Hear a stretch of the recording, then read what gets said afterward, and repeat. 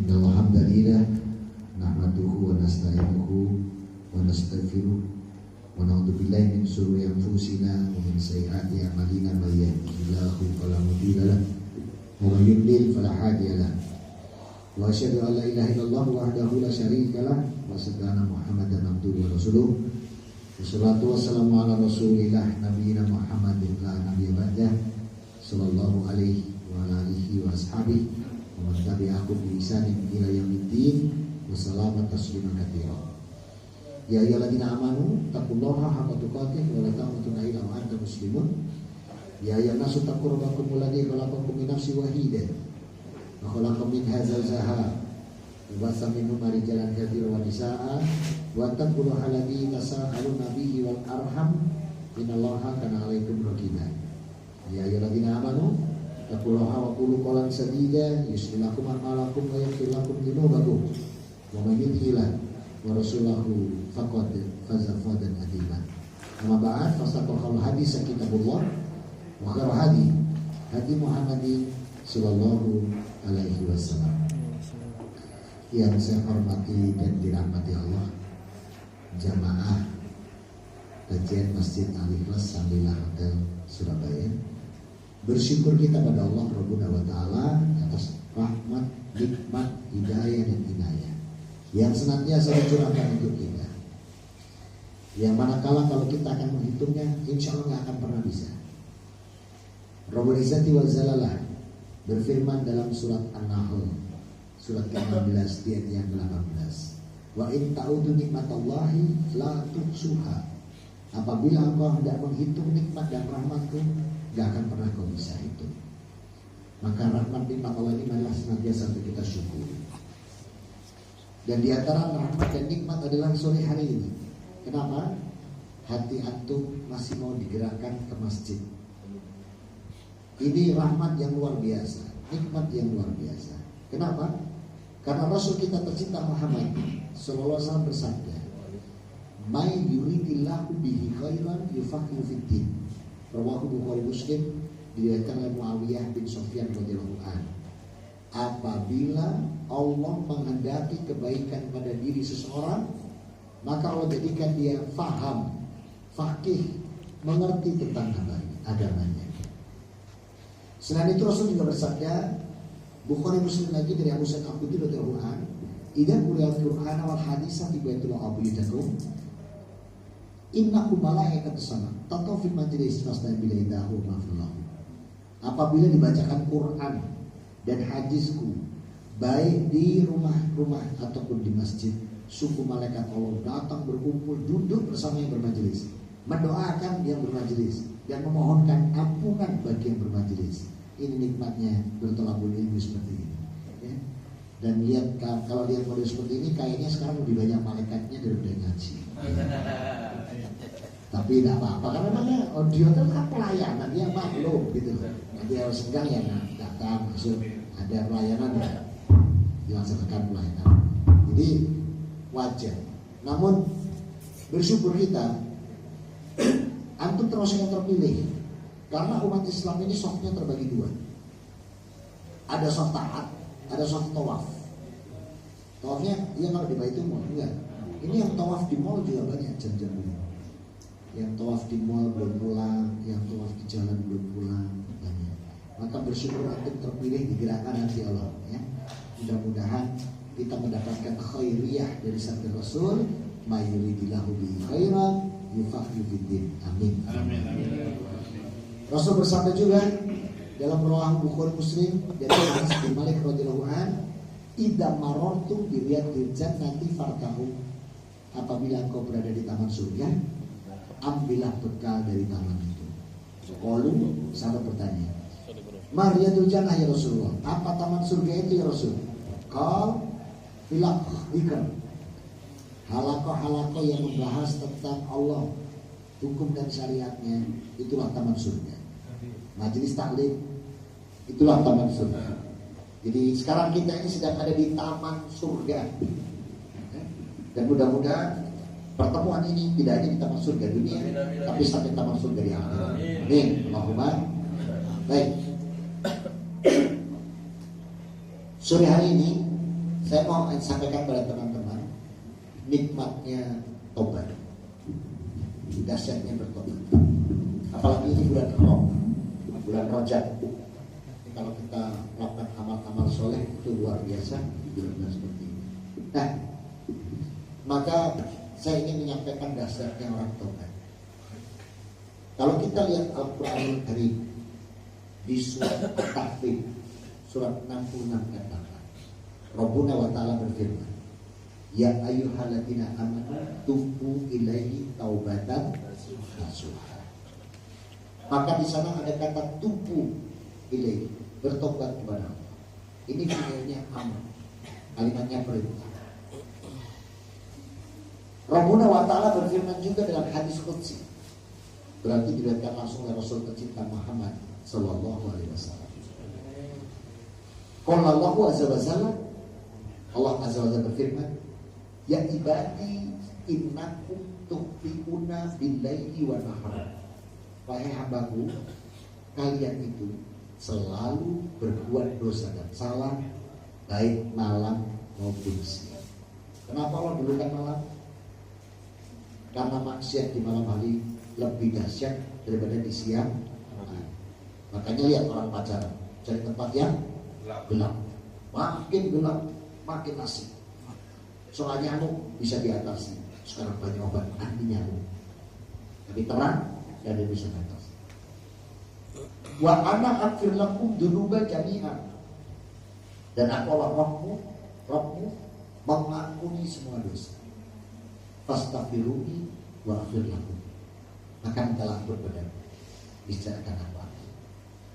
Dari hadis-hadis tersebut, dari ayat-ayat Allah tersebut, maka ulama mensepakati bahwa tobat itu hukumnya wajib. Bukan cuma wajib, wajib. Nah, ketika kita bisa bertobat, Allah siapkan 7 nikmat orang yang bertobat. Yang pertama, hamba yang tobat, maka catatan dosanya dihapus. Allah katakan ini dalam surat At-Tahrim di surat ke-66 di ayat yang ke-8. Ya ayyuhalladzina amanu tubu ilaihi taubatan nasuha as-sarrakum ayyukaffiru ankum sayi'atikum. Maka hamba yang bertobat dosanya ditutup. Dan Rasul bersabda dalam hadis beliau dalam rawahu Muslim nomor hadis 2702 dari Abu Burdah Al-Agar Al-Muzani, Rasul mengatakan bahwa innahu yaghunu alal qalbi wa inni astaghfirullah niyatan marotin. Sungguh aku gak pernah lupa sama pikirku, dan aku sehari istighfar 100 kali. Rasul Muhammad gak pernah buat dosa, istighfar 100 kali. Kita tenang saja lah. Malah kadang kita itu istighfar kalau lagi buat maksiat, sadar baru istighfar. Terkadang wis maksiat gak istighfar sisa. Itu kita. Rasul itu gak pernah berbuat dosa. Itu aja istighfar sehari 100 kali. Dan Rasul katakan dalam hadis Abu Daud, Ibnu Majah, dan Rasul mengatakan di nomor hadis 4240, Rasul katakan bahwa min dambi kamalam dan balahu, hamba yang mentobatkan dosanya bagaikan tidak berdosa. Sama dengan Quran kan hadis Rasul. Maka kalau kita bertobat, dosa kita ditutup, dihapus. Itu nikmat pertama. Nikmat kedua, ternyata dosa yang kita tobatkan tadi gak cuma dihapus, dipindah oleh Allah menjadi catatan amal kebaikan. Masya Allah. Jadi dosa kita tobatkan sebesar gunung, kalau ganti jadi amal kebaikan. Sebesar lautan seluas pantai, seluas angkasa, kalau kita tobatkan diganti Allah jadi amal kebaikan. Maka yang biasanya nyeloncat uang suami, ibu-ibu ini biasanya celontatlah hari ini sebagai celontan terakhir. Setelah ditobatkan, maka coretan tadi akan menjadi catatan amal. Mana janji Allah? Kalau kita tobat, dosa kita dipindah Allah jadi amal kebaikan. Dan ada yang Al-Quran, ya ada. Buka surat Al-Furqan ayat 70. Maka di surat Al-Furqan ayat 70 Allah janjikan orang-orang yang bertobat ilaman tabawa wa amana amilan sholiha faulaika yadidullahu sayyatihim hasanah. Tuh janji Allah. Apa kata Allah? Kecuali orang yang bertobat, beriman, beramal soleh, maka kejahatannya aku ganti dengan kebaikan. Masya Allah, mantap. Jadi saya yang dulu 33 tahun nyembah Yesus lewat patung pada Bunda Maria, maka catatan gila saya 33 tahun itu dipindah Allah jadi amal kebaikan. Makanya enak ngambil isian. Maka kalau kita bertobat, mantap. Dosa kita diganti Allah jadi amal kebajikan. Luar biasa. Makanya kalau sampai ini sudah saya sampaikan, kita keluar masjid ini nggak tobat, bukan nenem. Karena apa? Ini nikmat semua. Nikmat orang tobat. Apapun itu dosa kita. Kalau kita tobatkan, ditutup semua. Kita tobatkan, diganti jadi amal kebajikan. Maka jangan disia-sia. Yang ketiga, orang yang bertobat dari dosa, kalau dia seorang pengusaha, maka Allah janjikan usahanya beruntung. Kalau dia pedagang, dagangannya untung. Kalau dia petani, hasil pertaniannya beruntung. Kalau dia karyawan, maka pekerjaan dia membawa keberuntungan. Ini janji Allah bagi orang yang tobat. Mana janji Allah? Antum buka surat Al-Qasas, surat ke-28 di ayat yang ke-67. Rabbuna wa ta'ala menjanjikan fa'amma man taba wa amana amilan sholiha fa sa'ayakuna minal muhtadin.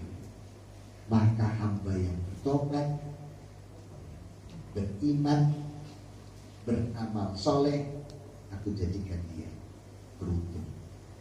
Maka usaha apa yang dia jadikan membawa keberuntungan. Jadi kalau ada teman sambat, layokan, saya jualan spray rugi, jual sawah rugi, jual padi, apa jual rugi kenapa? Sampaikan, tobatkan sesuatu pada Allah. Ada penawaran datang ke saya, usahanya kok terus gak pernah untung. Saya bilang, coba tobatkan sesuatu pada Allah. Tanya, masalah apa? Ya bu, saya ngerti sampai dewi sama Allah kalau saya.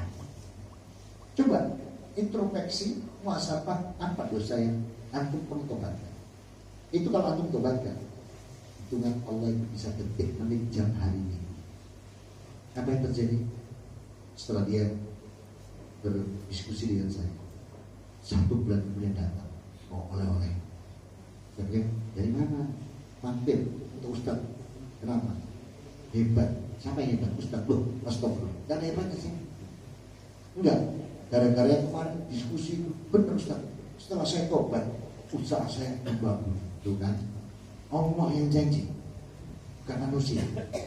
Maka kalau kita tobat, Allah akan jadikan dia beruntung. Apa yang dia usahakan di muka bumi membawa keberuntungan. Maka kalau sampai kita nggak tobat, bukan nemen.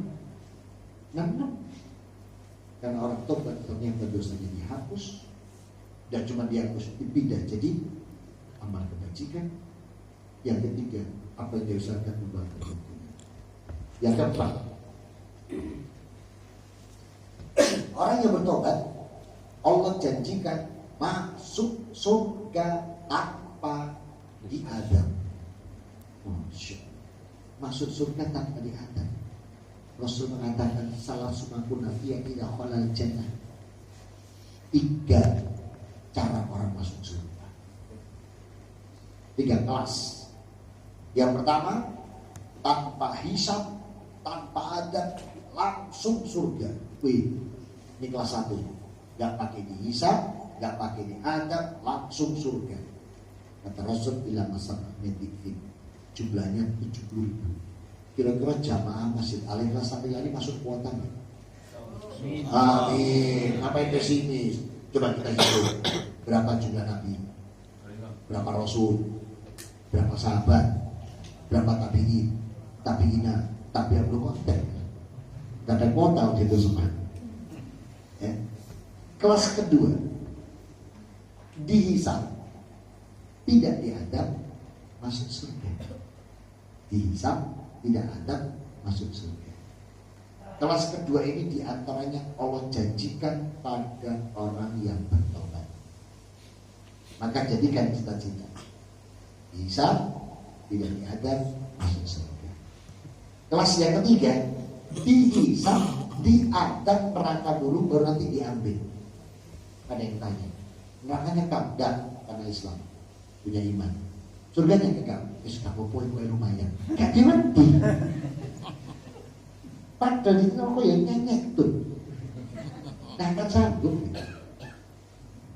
Nah orang-orang yang kelas seperti ini yang masuk neraka dulu, ini memang dalam hadis saya Muslim diriwayatkan Mas Imam Muhammad Rasul bersabda, kalau Allah azza yang malaikat kita gafina nama aman bila malaikatku masuk kamu ke neraka, ambil orang yang punya iman sebagai janji.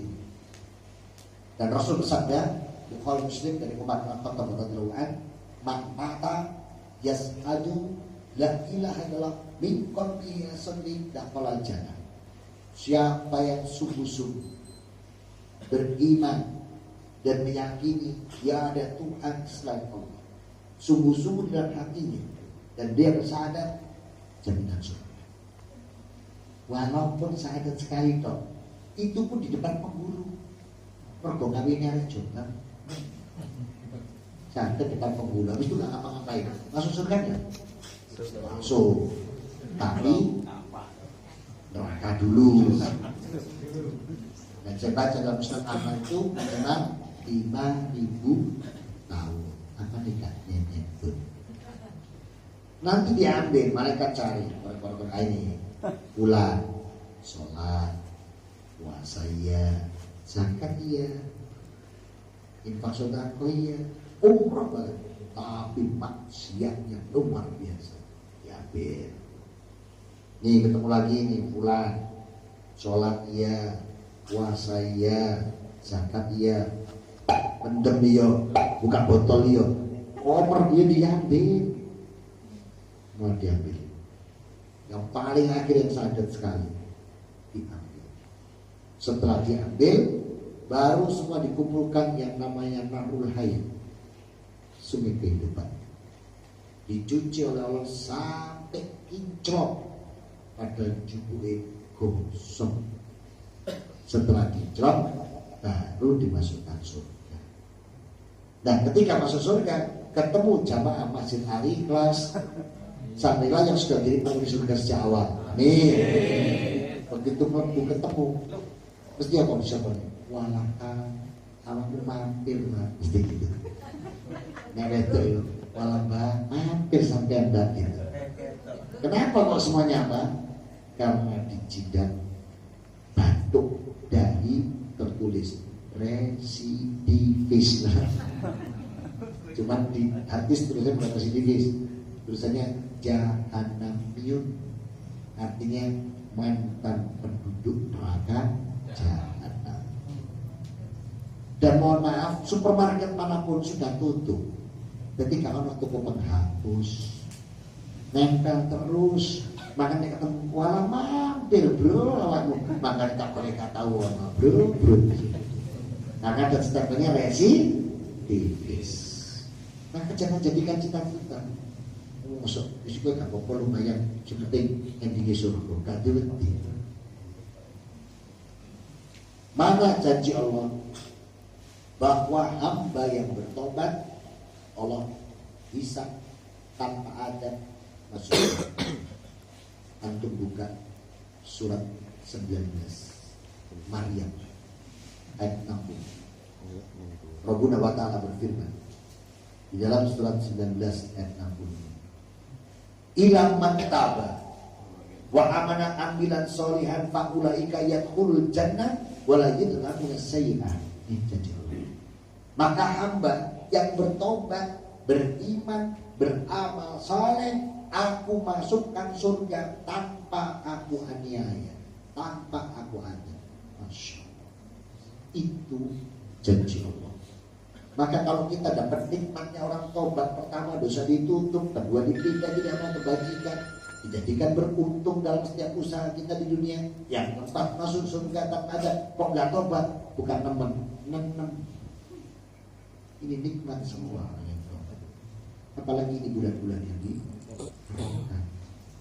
Karena satu kali amal kebaikan dilakukan as-sabiyah dilipatkan sampai 10 kali. Ini bulan Rajab, bulan haram. Nah, nanti akan saya jelaskan tentang bulan haram di belakang. Saya selesaikan dulu 7 nikmat daripada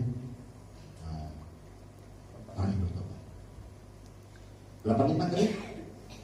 Sudah berapa? Pertama apa? Dosa dihapus. Yang kedua, dipindah menjadi amal kebajikan. Yang ketiga, dijanjikan beruntung dalam setiap usaha di muka bumi. Yang keempat, masuk surga tanpa ada. Hisabnya tetap tanpa ada. Tidak diadab, tidak masuk surga. Hisab biasa, langsung masuk surga. Yang kelima, hamba yang tobat itu Allah janjikan hatinya senantiasa cenderung dalam kebaikan. Jadi kalau kita tobat, diajak dablek maneh wangel. Ayo nyodat maneh wis sepurane. Nyodat dhewe yang mau. Maka orang-orang yang tobat itu hatinya kalau jadikan cenderung dalam menerima kebaikan. Allah janjikan dalam surat At-Tahrim surat 66 ayat yang keempat. Nah, kalau katakan di sana in tatuba ilallahi faqad sabat qulubukum wa in tatahharu alaihi fa innallaha huwal waliyyu. Maka hamba yang dia bertobat Allah jadikan hatinya cenderung untuk senantiasa menerima kebaikan. Dan dalam surat Al-Hujurat surat ke-49 di ayat yang ke-7 Allah pun janjikan walakinnallaha habbaba ilaikum iman, dijadikan dia nanti cinta terhadap iman, wazainatu fi qulubikum, hatinya itu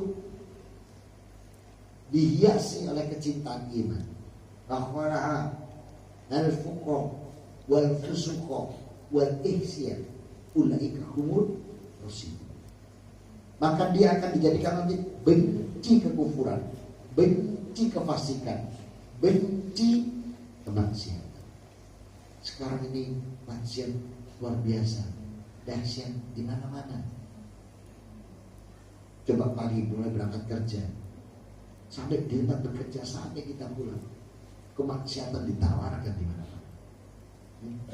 HP, ada Qurannya nggak? HP-nya ada. Berapa kali dibuka saya?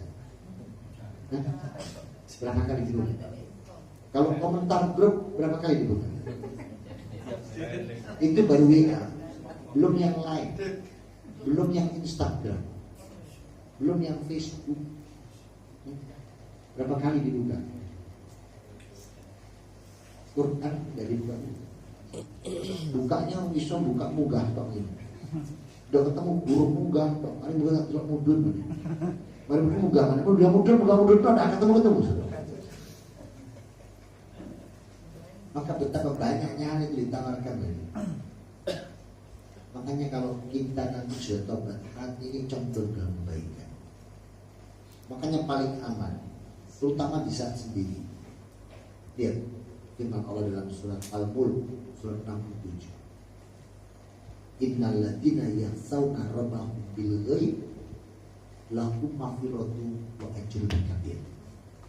Maka hamba yang sedang sendirian dan dia takut kepada Allah, itulah hamba yang mendapatkan ampunan dosa dan janji surga. Apalagi di dunia maya. Maka kalau antum pas sendirian buka dunia maya, saya sarankan nggak perlu. Kalau nggak urgent sekali, nggak usah. Kecuali ketakwaan antum sudah optimal, silakan buka dunia maya. Kenapa? Dunia maya itu kalau ada tawaran surga, rokoknya sangat-sangat. Saya punya pengalaman. Bulan lalu, baru istri saya ke Solo, anak-anak ke Solo, pemertua, mungkin orang tua kanan, telepon, bangun, anakmu taruh bujumu pengkuling. Diam, saya bilang, nanti aja Bapak, saya masih banyak amanah. Loh, kalau nggak perlu, saya perlu anakku, baru anakmu. Oh, nggak dibayar aku dengan orang tua. Maka saya izinkan anak-anak ke sana. Ada hampir seminggu mereka di sana, ayahnya sakit. Nah, di malam ketiga atau keempat, saya nggak bisa tidur.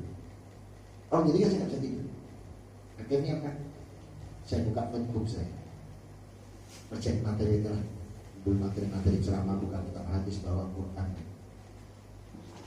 Pas buka, nampaknya jaringan wifi masuk, ya. Kan connect, iseng ya. Saya buka YouTube, saya ketik Tambun Samudra ceramah Islam. Wah, ceramah saya seluruh Indonesia, yang di Lampung, yang di Kalimantan, yang di Pangkaralam, Sumatera, yang di luar semua. Wah, maaf, saya nggak pernah nonton ceramah saya sendiri. Jadi kemarin yang saya tonton ceramah saya sendiri, sambil baca komentar, kadang senyum, kadang ada yang cercaan, cacian, jadi ceramah saya terlena dengan komentar sampai dengan ada, Masya Allah, melalaikan sekali. Itu baru nikmat membaca komentar. Yang naik kayak apa?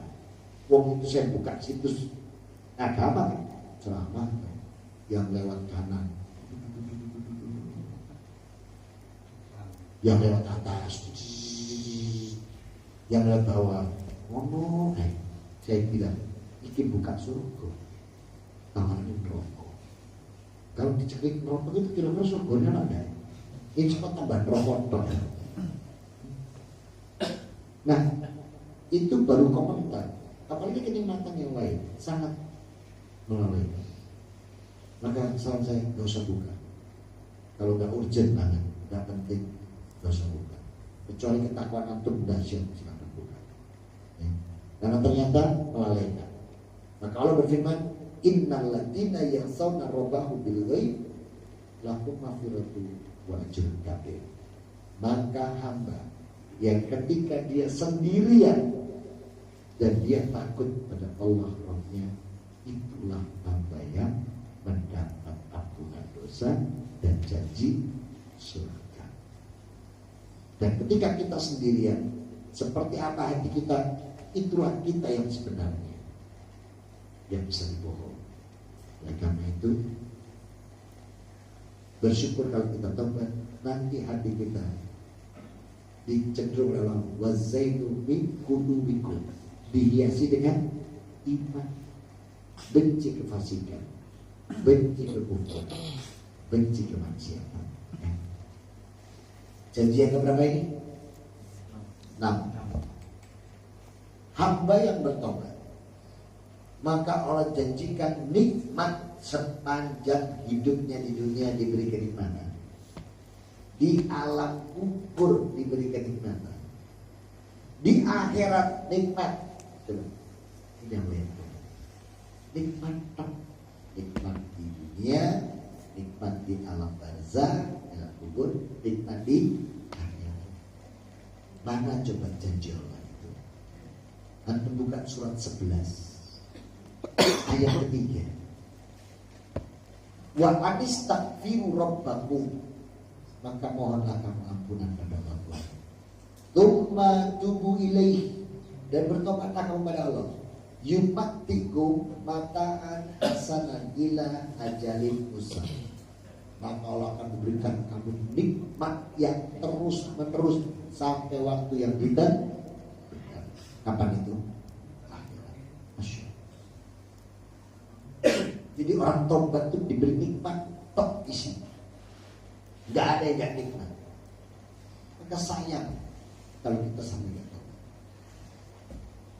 Yang ketujuh, hamba jelaskah baca hadis sahih. Maka ini yang jaga adalah suami. Kalau sampai ada karyawan Sangrila sampai memberikan istrinya beras, marah Allah. Gak boleh, Pak. Istri gak dikasih beras, dikasih nasi. Nek beras kupiting. Maka tugas masak, tugas suami. Catat ini syariat. Jadi kalau cuma beras, oh belum, nasi. Karena istri diberi makan, diberi beras kupiting, beli nasi. Jadi tugas masak, tugas suami. Mendidik anak tugas siapa? Tuh, buka Al-Quran surat 31 ayat 13. Wa qala Luqmanul libnihi wa qala ya bunayya. Coba, yang ngajari anaknya siapa? Pak Luqman, di situ bukan Bu Luqman di Quran. Jadi tugas mendidik anak, tugas suami. Rasul pesan rumah tangga itu baiti jannati, rumahku adalah surga. Laki-laki imam, surga terus bersih rapi. Maka tugas bersih rapi-rapi tugas suami. Hati-hati. Nah kemudian wanita itu harus dihijabi, nggak boleh dibiarkan. Maka nggak bisa dikasih kain tok, harus dihijabi, diistrikakan. Maka tugas setrika tugas suami. Sekarang saya tanya sama istri-istri semua mau masuk surga enggak? Lekmu newa meno bojomu.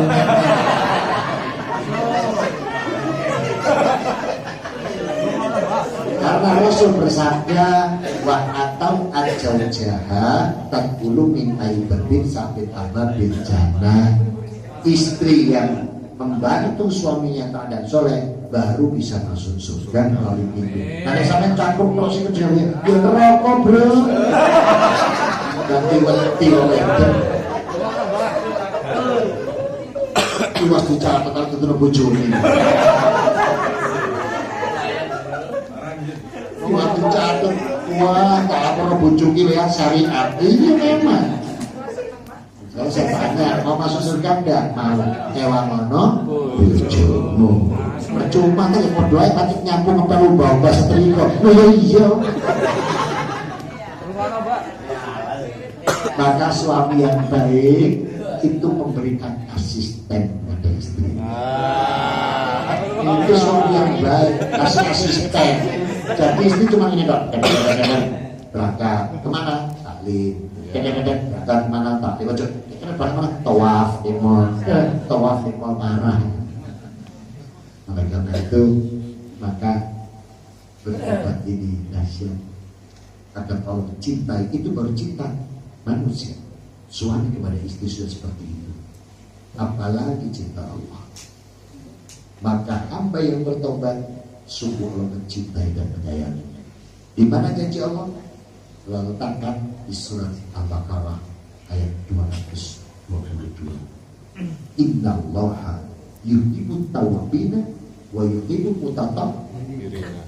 Sungguh Allah mencintai hamba yang tobat dan hambanya yang senantiasa mensucikan diri. Nah, 7 nikmat ini. Apa tadi yang pertama? Dosa dihapus. Yang kedua, dipindah jadi amal kebaikan. Yang ketiga, beruntung. Yang keempat, masuk surga tanpa diadab. Yang kelima, hatinya cenderung dalam kebaikan. Yang keenam, diberi nikmat di dunia, di alam kubur sampai akhirat. Yang ketujuh, dicintai Allah. Pertanyaan dari saya, Pengen nggak dapat 7? Nah, pengen. SKB, syarat dan ketentuan berlaku. Loh iya bro, ya apa? Ada SKB. Kalau kita ingin dapat 7 itu SKB-nya 1, harus punya iman Islam. Kalau enggak diterima. Amal apapun di luar Islam gak ada yang diterima. Allah tegaskan dalam surat Ibrahim surat 14 dan 18. Masalu ladina kafaru bi rabbihim a'alakum faristadat diriu fiyablas la yakdiruna mimma kasabu ala sayy. Maka orang-orang yang mengingkari Allah ini sebagai Rabbnya, semua amal kebaikan yang dia usahakan di dunia tidak bisa memberikan pertolongan apapun. Allah jadikan bagaikan debu yang berterbangan. Maka syarat pertama iman Islam. Syarat kedua taubat karena Allah, bukan karena selain Allah. Yang ketiga menyesalinya. Yang keempat bertekad tidak mengulangi. Nek misalnya kejerumus lagi, maklum terjebak ya, bukan menjebakkan diri loh. Kok iki mana sama itu terjebak apa menjebakkan diri kan gitu. Ilah kok bendino. Kalau kita terjebak lagi wajar. Kenapa? Wa khaliqal insana dha'ifa. Manusia itu Allah ciptakan dalam kondisi yang lemah. Dan tadi Allah katakan apa? Di awal tadi saya kata di hadis terus ya ibadi innakum tuhtiuna billaili wan nahar. Wahai hambaku, kamu itu loh selalu berbuat dosa dan salah baik malam maupun siang. Wa anna aghfir lahu dunuba jami'an. Dan aku mengampuni semua dosa. Fastaghfiruni wa aghfir lahu. Minta ampun pada aku ampun. Jadi kalau kita terjebak lagi wajar, memang kita lemah. Segera minta ampun sampai ampun. Nah, oleh karena itu syarat yang keempat bertekad untuk tidak mengulang. Perkara terjerumus lagi maklum, tapi tidak menjerumuskan diri. Yang kelima, apabila ini menyangkut orang lain harus diselesaikan. Contoh, wanita lagi kita buat contoh paling gampang. Masalah jilbab. Di pengajian pakai jilbab, keren jilbabnya. Temennya nanya, Mbak, kok apik jilbab? Itu kuning nih Mbak. Dijawab, pasar ratu.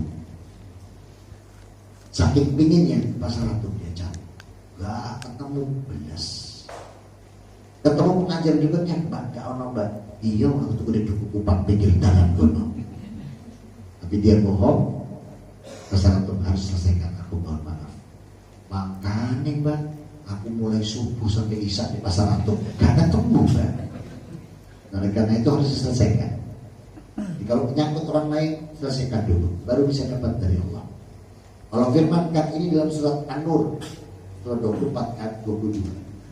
Wal yakfu wal yasmahu alla tuhibuna ayaghfira lahu lakum wallahu ghafurur rahim. Maka berlapang dada memaafkan baru alla tuhibuna ayaghfira lahu lakum. Tidakkah kau ingin mendapatkan ampunan dari Allah? Maka selesaikan. Cuman kalau minta maaf ke orang itu pakai trik, jangan langsung bisa marah. Contoh ya, saya punya pengalaman 28 tahun yang lalu. Insya Allah waktu itu saya belum Islam. Sebelah rumah saya, tempat tinggal, saya nggak punya bapak ibu ya, punya papa mama. Sebelahnya rumah papa mama tempat saya tinggal itu dulu tanah kosong, tempat buang sampah. Saya sekolah, pulang, nggak tahu kalau sebelah jadi Bandung. Ya dipikir masih tempat sampah, peludahlah saya. Itu lompat dan memang tempat sampah. Tiba-tiba dari sebelah terdengar suara jajan pincuan, gitu ya. Ngomong itu, dan anak saya sembunyi. Agak berapa lama saya keluar atau terjalan. Ternyata sudah mau orang. Berarti saya itu nih mau semua ini. Terus ngobrol-ngobrol, kenalan. Ternyata Pak Haji tuh yang saya ludahin. Kena kepalanya dan bilang jajan pincuan gitu ya. Nah, 28 tahun kemudian bertemulah saya Di dalam kajian saya memberi ceramah, karena saya ketemu dia di situ, kesempatan saya kasih tema dahsyatnya tobat. Ini tema seperti ini. Maka orang tobat, orang minta maaf, dapatnya ini tuh saya sebutkan semua. Nah selesai pengajian saya turun baru, Pak Haji, masih ingat saya, siapa ya? Saya ini. Loh, ini Mas Kristianto langsung gitu. Iya saya. Oh Masya Allah sekarang jadi Ustadz. Iya Pak Haji ngomong. Iya gini Pak Haji sekarang mau ketemu. Dahsyatnya ternyata Islamnya kalau kita tobat memaafkan. Iya gini Pak Haji. Masih ingat mungkin 28 tahun yang. Oh jadi itu sampai. Oh nggak apa-apa Pak Ustadz. Nggak perlu coba enak kan nggak apa-apa. Itu kalau langsung Pak Haji saya nggak mau. Saya tak itu. Oh terjauh kamu sih itu mesti gitu. Maka pakai trik. Maka selesaikan. Baru bisa dapat. Kemudian syarat yang keenam, tobat itu harus sesuai waktu. Kata Rasul, la tuqbalu an tobatan abadan ila yaghfir. Tidak diterima tobat seseorang kalau nyawa sudah sampai tenggorokan. Maka tobat itu jangan nunggu tua. Disebut itu tua ayat saya. Loh, iya yang tua itu berangkat. Maka tobat itu dalam surat Ali Imran ayat 133 Allah katakan wasari'u ila maghfiratin min rabbikum wa jannatin 'arduha samawati wal ard taslim muttaqin. Segera, jangan ditunda, segera tobat, jangan ditunda-tunda lagi. Syarat yang terakhir, kalau ingin dapat 7 nikmat tadi, yang ketujuh, tobatlah dengan murni. Yang Allah katakan dengan ya ayyuhalladzina amanu tubu ilaihi taubatan nasuha. Dan 7 itu mudah-mudahan kita semua bisa mendapatkan. Amin. Dan kita mampu disebut Allah hamba-hamba yang ahli taubat. Mudah-mudahan bisa bermanfaat. Mohon maaf atas ya, waktu beberapa menit sebelum Anda kalau demo sampai materi silakan duduk sini, saya tak ganti duduk sana. Atau demo kita diskusikan, silakan.